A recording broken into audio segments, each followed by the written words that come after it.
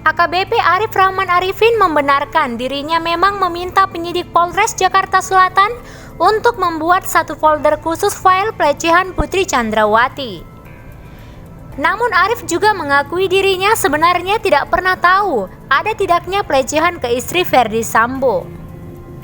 Arif mengungkapkan hal tersebut melalui nota keberatan atau eksepsi yang dibacakan kuasa hukumnya Junaidi Saibi dalam persidangan di Pengadilan Negeri Jakarta Selatan.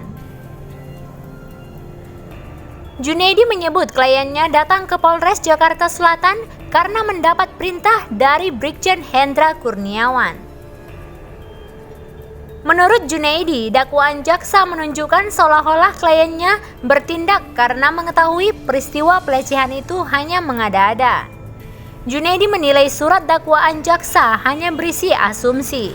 Dalam surat dakwaan, selanjutnya pada hari Minggu tanggal 10 Juli 2022 sekira pukul 18.30 WIB, terdakwa Arif Rahman Arifin ditelepon oleh saksi Hendra Kurniawan dan meminta terdakwa Arif Rahman Arifin untuk menemui penyidik Polres Jakarta Selatan dengan maksud agar penyidik Polres Jakarta Selatan membuat satu folder khusus untuk menyimpan file-file dugaan pelecehan Ibu Putri Chandrawati, di mana hal tersebut merupakan hal yang mengada-ngada karena memang tidak ada peristiwa pelecehan. Halaman 8 surat dakwaan Akuo. Dalam BAP, bahwa pada hari Minggu tanggal 10 Juli 2022 pukul 18.30 WIB, terdakwa Arif Rahman Arifin oleh Brigjen Pol Hendra Kurniawan yang kemudian memerintahkan untuk menemui penyidik Polres Jakarta Selatan supaya penyidik Polres Jakarta Selatan membuat satu folder khusus untuk menyimpan file-file dugaan pelecehan Putri yang kemudian disampaikan oleh terdakwa Arif Rahman Arifin kepada penyidik Polres Jakarta Selatan.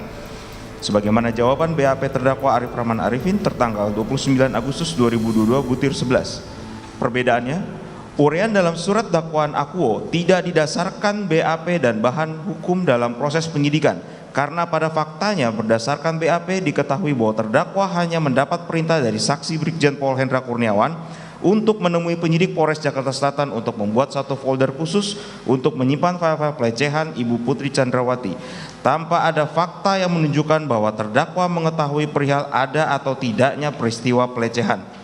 Bahwa uraian surat dakwaan dirangkai dengan asumsi untuk menunjukkan seolah terdakwa Arif Rahman Arifin bertindak dengan memiliki pengetahuan bahwa peristiwa pelecehan merupakan hal yang mengada-ngada. Uraian berdasarkan asumsi yang menyesatkan dan tidak berdasarkan fakta hukum seharusnya menjadi dasar untuk menyatakan surat dakwaan Akuo batal demi hukum.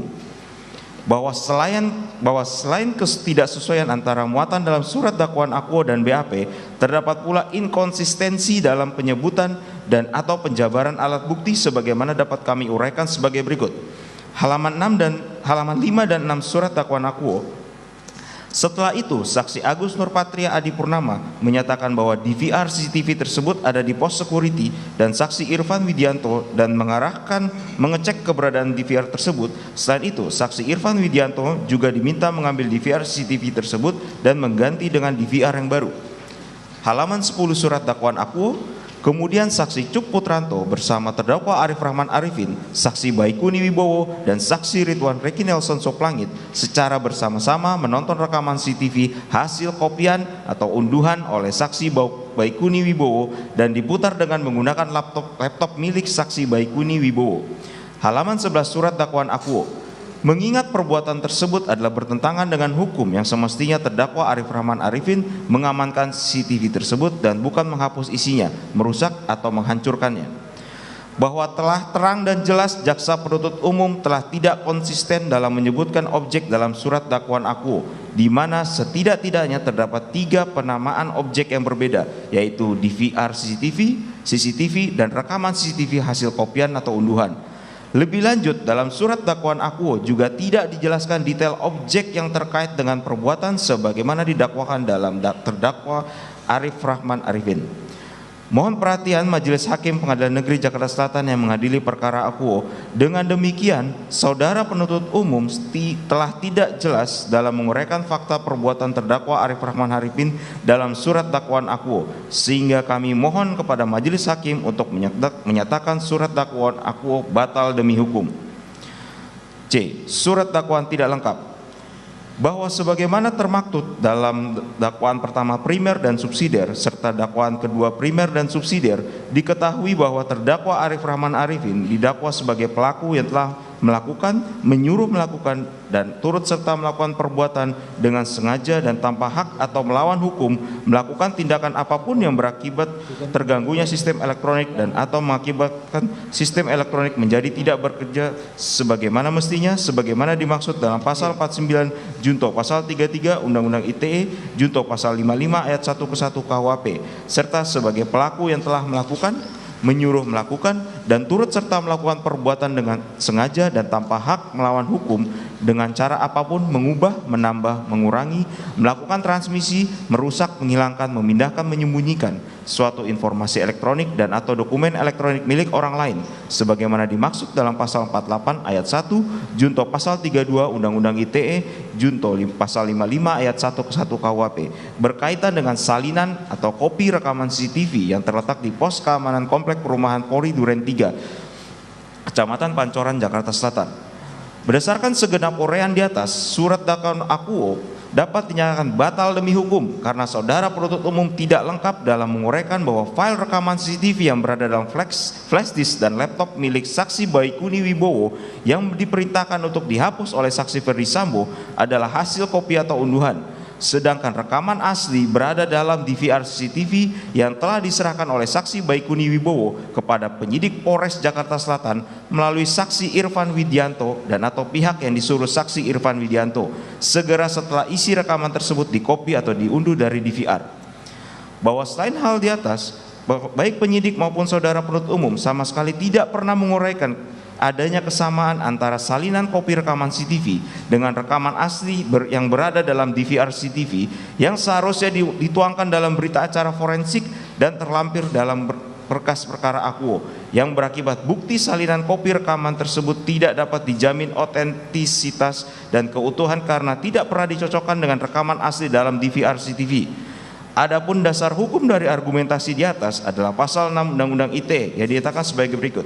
Pasal 6 Undang-Undang ITE dianggap telah dibacakan bahwa ketentuan di atas diperkuat dengan pendapat ahli Abdul Fikar Hajar yang dimuat dalam Jurnal Hukum Adiguna Universitas Tarumanegara yang berjudul Analisis Pembuktian Alat Bukti Closed Circuit Television atau CCTV sebagai alat bukti petunjuk yang menyatakan sebagai berikut.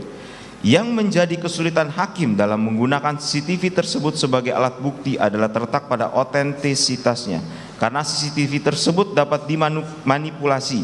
Namun sekarang dalam perkembangan teknologi bahwa rekaman yang asli itu berada pada drive dari CCTV tersebut, sehingga pada sekarang ini hakim sudah tidak begitu kesulitan mengenai otentik atau tidak otentiknya dari CCTV tersebut karena adanya drive yang menyimpan video rekaman asli dari CCTV tersebut. Bahwa selanjutnya Nundirman Munir dalam Pengantar Hukum Siber Indonesia cetakan pertama edisi ketiga Depok 2017 halaman 573 berpendapat sebagai berikut. Diperlukan suatu alat penguji karena bukti digital tidak dapat langsung dijadikan sebagai suatu barang bukti di proses peradilan, mengingat sifat alamiahnya bukti digital sangat tidak konsisten.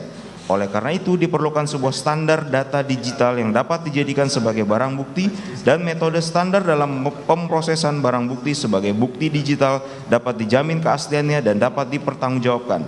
Berikut adalah aturan standar agar bukti dapat diterima dalam proses peradilan. 1. Dapat diterima, yaitu data harus mampu diterima dan digunakan demi hukum mulai dari kepentingan penyelidikan sampai kepentingan di pengadilan. 2. Asli, yaitu bukti tersebut harus berhubungan dengan kejadian atau kasus yang terjadi dan bukan merupakan rekayasa. Lengkap, bukti bisa dikatakan bagus dan lengkap jika di dalamnya terdapat banyak petunjuk yang mampu membantu investigasi. 4. Dapat dipercaya, yaitu bukti dapat mengatakan hal yang terjadi di belakangnya. Jika bukti tersebut dapat dipercaya, maka investigasi menjadi lebih mudah. Bahwa surat dakwaan akuo penuntut umum sebagaimana tersebut di atas harus dinyatakan batal demi hukum karena saudara penuntut umum tidak lengkap menguraikan otentisitas dokumen elektronik yang menjadi objek dalam perkara akuo hanya berupa salinan yang tidak pernah dicocokkan dengan dokumen aslinya yang berada dalam DVR. Dengan demikian, surat dakwaan akuo yang disusun oleh saudara penuntut umum tidak memenuhi syarat material dalam surat dakwaan, yaitu surat dakwaan harus cemat, jelas dan lengkap sebagaimana diwajibkan dalam ketentuan pasal 143 ayat 2 huruf B KUHP. Oleh karena itu, surat dakwaan akuhar dinyatakan batal demi hukum.